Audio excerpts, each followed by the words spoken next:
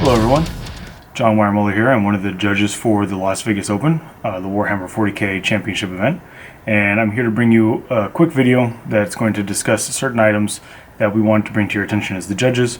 Normally this video comes out a little bit sooner than this one is, but we had a bunch of things we were discussing and wanted to get done, and so this one is a little bit later than normal, but it's going to cover some more important things and a couple of things that we know that you guys really wanted from us. So let's just go ahead and get into it. A quick reminder from the ITC is that the last day to submit an event for this ITC season will be Monday, January 20th, the year 2020. So in just a few days. So make sure that if you have an event still outstanding, you get that in. For the LVO this year, as far as terrain goes, the plan is to have laminated sheets throughout the hall to explain how the terrain is supposed to be set up. But also, just like the previous years, the tables will be arranged according to terrain setup. So you should be able to look to the right and look to the left and see tables of similar makeup and make sure that you can check with those tables and see kind of what it's supposed to be like. We will be using the if it fits, it sits rule. The SoCal Open was the testing ground for that one, and it had overwhelming positive feedback from the players that were there, and so that's what we're going to use. So if you're not familiar with that, you'll need to go to the FLG website and look up those rules, which we'll get to in a minute about where to go to look at some of this stuff up. So for cover, a unit is going to be considered to be in terrain if it's touching the terrain, so make sure that you are aware of the terrain rules for ITC and how they work. Again, you can find those on the Frontline Gaming website. And we'll discuss another place where you can go to try to find all the links together later. So just make sure that it is touching, it is in, and if it's a vehicle or a flyer, just remember it still has to be 50% obscured per the regular rules. For the painting and modeling requirements, this was covered before. We're going to cover it again briefly. We're going to be using the Games Workshop standard for the LVO 2020, so there's going to be some pictures up on the screen showing you what we mean by that and what is considered to be those standards. This was also covered in an article for Frontline Gaming. So it is not simply just a 3-color minimum, although that is the basics for it. It still needs to look like an army. If you have more than one faction, the factions must be clearly denoted. This can be simply by painting the rings. So let's say you have a Space Marine army that is all painted Black Templars, but you're not playing those Black Templars. You're going to use half of them as Ultramarines and half of them as White Scars. You may call out the different factions by painting the base rims differently. You may not use rubber bands. Color rubber bands may be used if they are fully around the base of the model, not hanging off a piece of them to denote squads only. Rubber bands may not be used for the factions, they be used for squads only. For basing, bases that are painted black are acceptable. They need to be painted black. All of them, though, in the whole army need to. It needs to be the same across the army. So if you're going to have a couple of models painted with just black bases, that's not going to count. It has to be the army-wide. The basing should look relatively the same army-wide. If you have some models that have some snow on them, and some models that have some ruins, and some models that have some steel on top, that could be an urban setting, so that would be something to be more acceptable. But if you're going to do black bases, they need to be all black. Clear bases are totally fine. You may use clear bases. Clear bases also, if you have them, they are also the exception to the needing to be painted. So if you have your whole army on clear bases, cool. If you have a couple of models on clear bases, those are also the exception to that. For base size requirements, we put out a chart. You should check that chart out. We've been keeping it up to date. We wanted to shout out real quick to Tim Schneider, who's a local down here in SoCal, who did a lot of work on that after we had put it up and found that there were a lot of discrepancies. He really went in and fixed a lot of those, so, particularly the Forge World. So thanks to Tim for doing that. So if you haven't run into him at LVO, you should give him a thanks for that. For conversions, just like previous years, conversions need to be approved by us. There is a Google form that you can fill out. There's multiple places you're going to be able to find the links. If you're viewing this video on YouTube, there's going to be links in the description. If you are viewing it on the Frontline Gaming website, you're going to find them there. If you're viewing it on the TFG Radio website, you will find them there as well. So you will find a link to that. You'll need to get it approved. The conversions need to be a similar size and shape to the actual model. We've been getting a lot of requests to use the Warhammer 30K Horus Heresy quad mortars. They have the rapier bases, and they kind of look like the Thunderfire cannons. You cannot use those for Thunderfire cannons. They are not the right size, and that's not a conversion. That's a counts as. So if you're going to convert Thunderfire cannons, which many people clearly want to do because that's a request we've been getting a lot, you need to make sure that it matches the size of the model. Particularly, it's important for a model that can hide out of line of sight and still shoot. You need to give your opponent a fair chance to get to it, and that requires it to be the correct size. So conversions need to be of a similar size, and they need to be pretty close. So if you have a conversion in mind, you need to get it approved. The models must also be WYSIWYG, which you see is what you get. You cannot have your melta guns counting as bolters in half the units and not in the others, things like that. It needs to be what you see is what you get. So it needs to be clear also across the army. So if you have custom melta guns that you've 3D printed yourself or something like that, one, you need to get them approved, and two, it needs to be consistent across the army in order for it to work. We have mandatory list submission for both Warhammer 40k Championships and the friendly event. So if you're going to either of those, you must submit your list in the Best Coast Pairings app. Best Coast Pairings just put up, as I'm filming this video on Friday, they just put up the event live, and also they've rolled out a new feature, which is that the list submission is going to tell you whether or not you put it in the correct format. So if you put your list in, and everything is correct on the format, and all of your points add up. Now, this is not saying your list is a valid list legally. It's saying your list adds up correctly, and it's saying that it's formatted correctly. Then your list will be green, the icon. If you have an error, it will be yellow. If you've not turned it in, it'll be red. Obviously, that's what it always is when you haven't turned it in. The list submission cutoff is January 13th. If you miss the deadline to submit your list into BCP on January 13th, you will be issued a yellow card per the Code of Conduct. If it is not uploaded by the start of the event, you will receive a second yellow card. If you have not uploaded a list by the end of the first round, you will be given a red card and DQ'd from the Las Vegas Open. Not DQ'd for the round. You will be DQ'd from the event entirely. So make sure your list gets put in. This is important. Your list needs to be in just like everybody else's. January 13th is also the cutoff for new rules. So any new rules that come out after the 13th will not be allowed. New codexes, new FAQs, new supplements, new models and data slates, whatever the case may be. If it's not out by the 13th, it will not be legal at the LVO 2020. Also, the last day to submit a correction will be Tuesday, January 21st. So that's your last day to submit a correction to your list and avoid penalties for illegal lists. The last day to submit a question or a conversion via the Google form to the judges is January 12th. Not the last day to submit your list, the 13th, the 12th, the day before.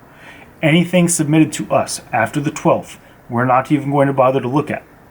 So if you submit a question after the January 12th at midnight, Pacific Standard Time in the United States, you will not even get your question looked at or your model looked at, and you will be running the risk of showing up with something illegal if you're showing up with, if your question's about a conversion in particular. So don't do that. Don't show up without getting your conversions approved. So make sure that you get that in by January 12th at midnight, Pacific Standard Time in the US. As a reminder, the missions used for the LVO are the ITC missions. You should go and take a look at them. Some of the language has been cleaned up from previously in the season. We make updates to them as we go, as we get questions, and sometimes we feel like there needs to be a change in how things are worded. So you'll want to go and read through those missions again, play them again. Make sure you download the most recent version, and you're looking at the most recent version. I know a lot of people like to compile them into easy to print double-sided sheets and things like that, and so you might have one of those from earlier in the season and you will have incorrect wording. So you'll want to make sure you go in, download the latest one, read through them. You might even want to sit down with your old one and compare them, make sure that you've checked anything off. None of the changes are huge or big, but what they are is they're designed to make them make more sense. So as we've gotten questions about how some things were supposed to work, we've gone in and cleaned up that language. So make sure that you read those prior to coming. So a quick logistical point, because of the size of the event now, almost 1,000 players are registered, and there's going to be a huge number of players playing the actual tournament. It's not going to be possible for on Saturday, after 6 rounds, for there to be a perfect 8 players undefeated, and that's it. There's definitely going to be more than 8 undefeated, so positions 1 through 4 will automatically seed into spots 1 through 4 for Sunday, and then players 5 through 12 will play a special shadow round on Saturday, 4th round on Saturday, where they will play to seed spots 5 through 8 in the top 8 for Sunday for the championships. If you feel like you are a player who has a shot at making the top 8, or if the top 12, I should say, on Saturday, if you think you have a shot of going undefeated through 6 rounds, or you think you have a shot at being 5-1 or 5 wins and a draw after 6 rounds on Saturday, you probably don't want to be making a lot of plans that night to go out with your friends or something like that, because you're going to have to play a round, and that round does not exist in the ITC points. So this 4th round is a shadow round. It does not exist in the app. It does not exist for ITC points. It only exists really on paper for us to record who wins the games and seed Sunday morning. So the top 8 on Sunday morning. So if you feel like you're a player who's got a chance at that, make sure that you account for that when you're making your plans for Saturday night at the LVO. The code of conduct is going to be used again. The code of conduct has been being used all year at multiple events, and the response has been great from judges. So we're going to continue to use it. We're going to be a little bit more strict this year. It's not new. So there's going to be a lot more yellow cards being handed out for things like misplaying rules. Misplaying a rule in your favor is cheating. So if you've been misplaying a rule multiple times, then it's going to be past the yellow card at that point. So make sure that you're playing your rules well. Make sure you're playing your games tight. We will be walking the halls. There are multiples of us this year. There's more judges this year than there have been in the past. And so that brings me to my point about the judges. So this year for judges, we have a lot more judges than we've ever had in the past, mostly because we have more players than we've ever had in the past. And as it continues to grow, the judging staff will continue to grow. In the past, we've kind of referred to ourselves as all head judges, because we all viewed ourselves as being on equal footing, and the idea that we needed a single head didn't really work, especially when the hall was so big, and we needed to all just have the authority to make our rulings. This has led in the past to a couple of funny problems, really. Most of the time it's humorous, where people think that they could appeal to like a higher authority than the judge that was standing there giving them the ruling. Oftentimes players would think that I was the head judge because I'm in this video every year.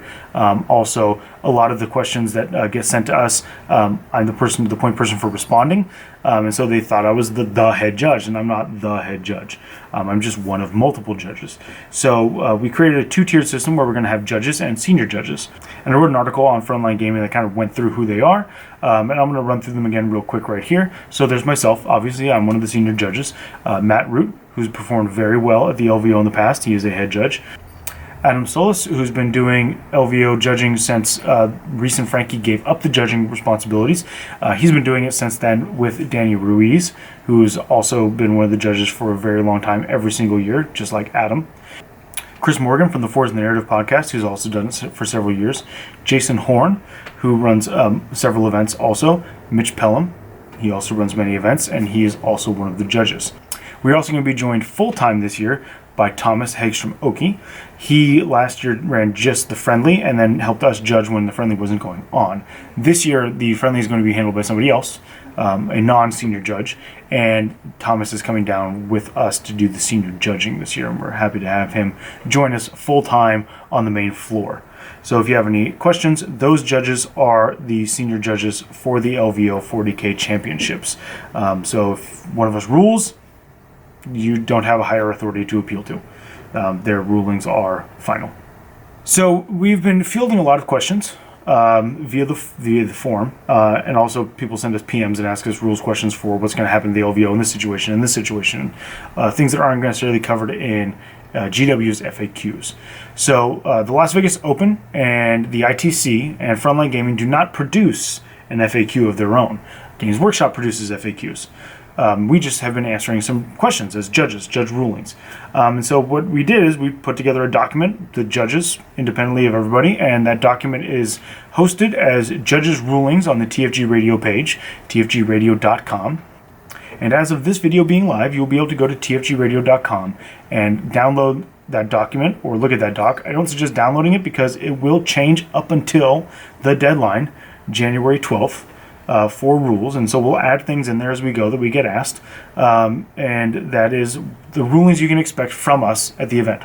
Again, this is not an official FAQ. This is not a Las Vegas Open FAQ. It's not an ITC or a Frontline Gaming FAQ. This is just questions we've been asked and the way we are going to rule it at the Las Vegas Open 2020. So that's it, but we want to make sure everybody had access to that because it's only fair that anybody who might also have that question but not thought to ask should have access to it. And also, anybody who comes up to your table should also know what you've asked us and what our answers were. So that's why we decided that we were going to put that up on the TFG Radio page.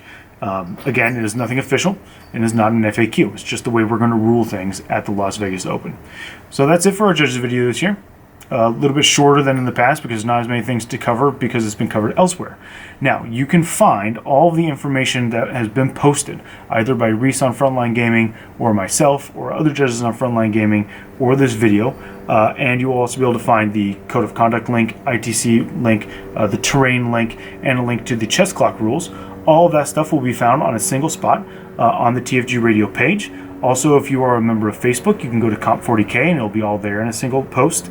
And you can go to the LVO page and we'll be up on the LVO page in a single spot as well. I hope to see you all at the Las Vegas Open and I wish you all good luck on the tabletop.